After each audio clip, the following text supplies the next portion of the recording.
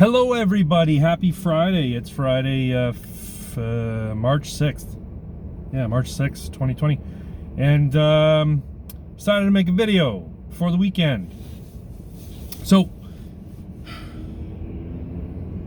it's down to, on the DNC side, on the Democrat primary side, it's down to Biden, Bernie, and Tulsi. Although, everybody seems to forget about Tulsi.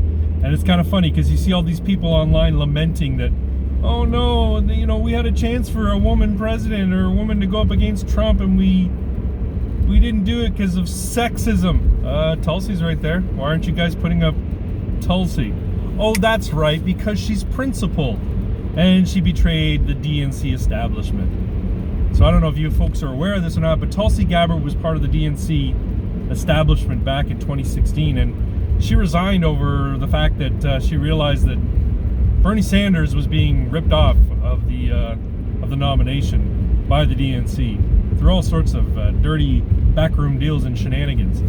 So, feeling bad about it, she said, "You know what? I can't be a part of this anymore. I'm leaving the DNC." And she spoke out strongly about it. So I guess that's why the DNC consider her persona non grata in terms of the primary proceedings, because they just changed the rules for who's allowed to participate in the debate, and wouldn't you know it, she falls outside of it, because the rules prior to now were you had to have at least some measure of delegates that Tulsi had reached just after Super Tuesday. Well, they've changed it now. You need 20% of all declared delegates. And because both Bernie and Joe have at least 20% of all declared delegates, well, I'm sorry, but that leaves Tulsi out. So when people scream, oh, it's sexism. No, it's not sexism. Elizabeth Warren was just completely unlikable. Now, I've seen people online talking about how, oh, she was better than Hillary.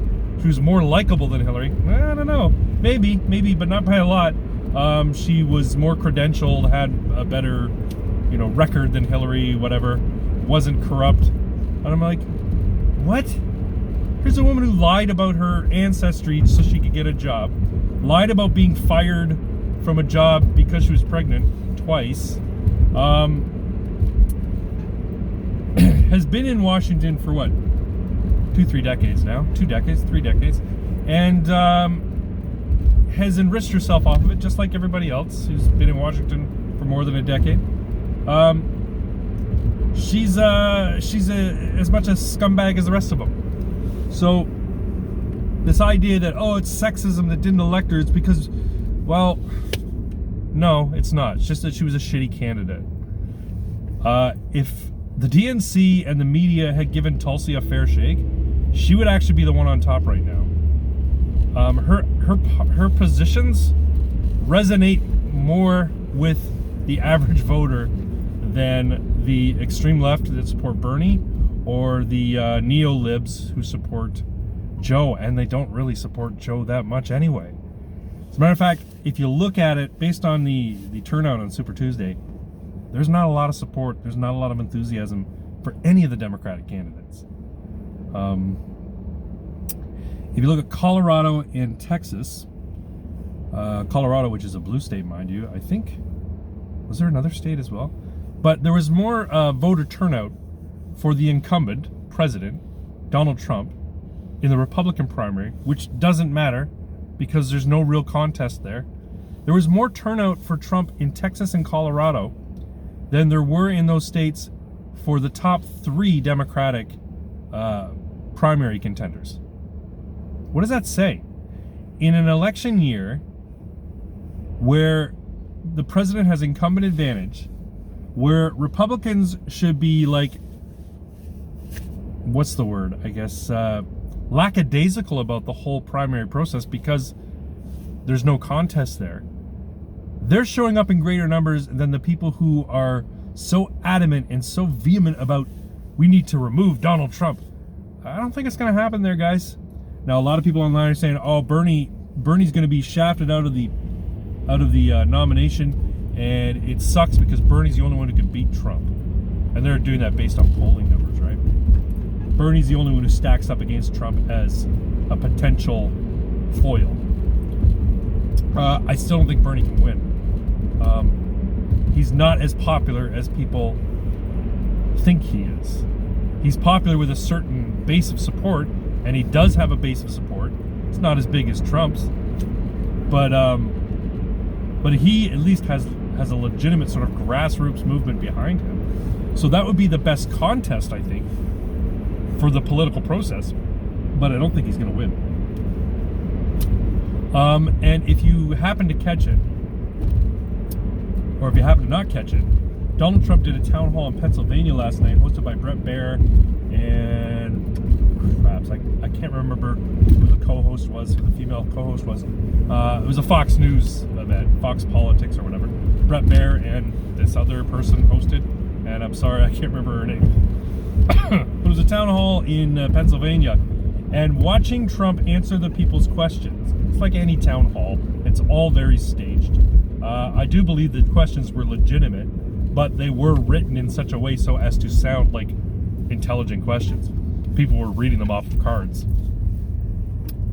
But in any event,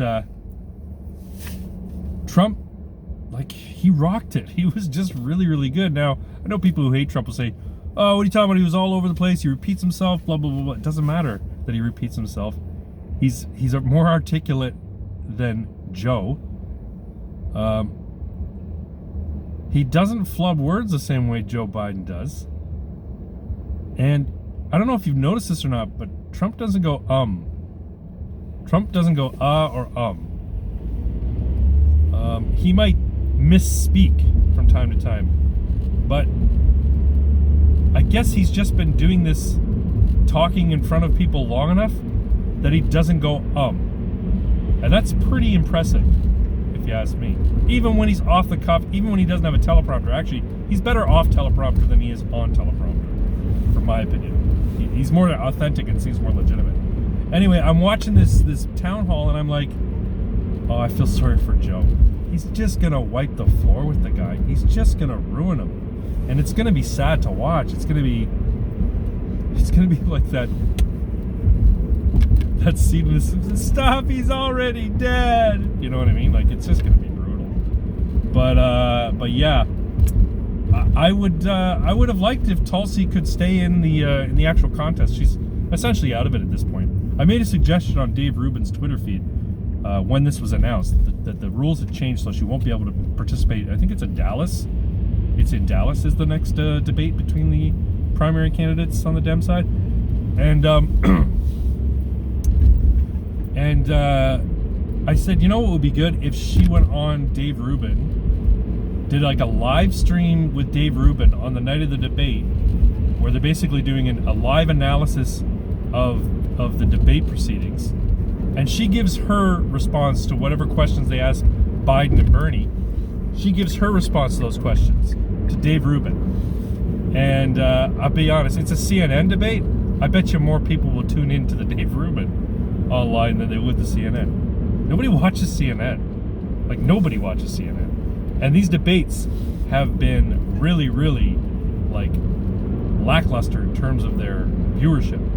So, anyway, that's my point of view. Oh, another thing, Tulsi's not going to win this year.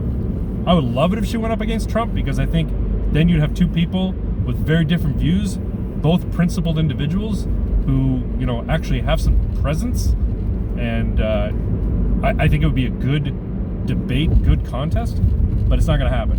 But what I'd love to see is in 2024, Nikki Haley on the Republican side runs for president and gets the nomination, and goes up against Tulsi Gabbard on the Democrat side, although she probably would never get the nomination. But yeah, that would be a really good contest in my mind, because then, you know what, all you feminists, all you women who say it's time for a woman president, you know what, then it'd be guaranteed. You'd have a woman going against a woman, and it wouldn't matter who won, a woman would become president. And I'll be honest, I would be happy with either one of those women being president. I've got some misgivings about both of them. I do think they're both competent, and I do think they're both they could both do the job. I'll be honest, I kind of like Tulsi more, even though she's a Dem. But Nikki Haley's a badass. So anyway, yeah, those are my thoughts on the recent news regarding, of course, Warren dropping out and the DNC's rule changes for upcoming debates, and the current primary contest and what's happening. You guys have yourselves a great weekend. Like, share, subscribe, follow me on Twitter @BragCD, and I'll talk to y'all soon. Take care.